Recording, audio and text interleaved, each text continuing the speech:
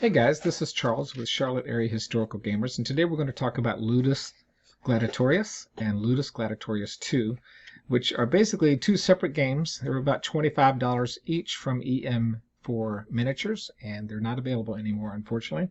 But this was just a pre-printed set of gladiators I was looking for, and fortunately, it came with a bunch of pre-printed rules and a little map too. So you get 5 gladiators with each game, a map, the dice used for special attacks and things like that.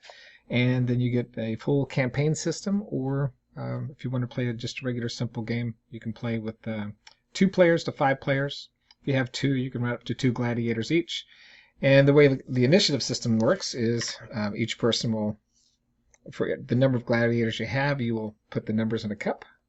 1, 2, 3, 4, 5, if you have 5 players. And then you'll draw randomly, and that determines the order.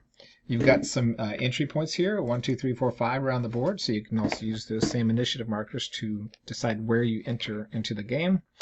And each gladiator moves at different speeds, has different special characters, has different dice, different colored dice for attacks and defense, and boost dice, things like that. And it's a pretty neat little system. So it's a hidden deployment, like you'll draw your initiative out of the cup for your turn, and then everybody will place a marker next to them what they're doing, and you can either move or attack and move. There's no moving, attacking, then moving again. So when you go in for battle, sometimes it sticks.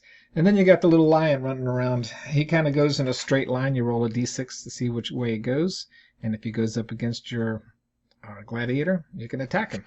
So then we've got these character sheets, right? So each player has a movement speed of 4, his combat dice versus an animal and versus a human. If he throws his spear, he gets special dice, and his counter color is orange. So these are his special skills. Set spear. Let's see. Throw spear. Savage attack, double defense, feint, and things like that. So those special rules are decided in the game. You've got Gladiatorius, you've got Condemned Criminal, who can move fast. He has less attack dice, and his color counter is gray. And most of what he can do is just savage attack and double defense. So some of these guys are pretty cool in what they can do, especially when it comes to somebody like Gladiatorius, I'm sorry. Gladiatorius can do a net attack against somebody and trap somebody. So he must be adjacent to an opponent. You place a counter under your opponent's base and roll 2 standard dice, 1 hit if required for a successful entanglement. The opponent cannot move, attack, or defend for the rest of the turn. So that net can really throw a lot of fun into the way. It's a really fun game, super light. I wish it was available still, but it's not. You might be able to find it somewhere. The map comes with the game. It looks really good. It's got some thrown weapons on the ground and some nice feeling to it. It's got some columns that are built into it, but I've just made my own. I used cake pillars from Hobby Lobby and cut them with a hacksaw and filled them with air dry clay.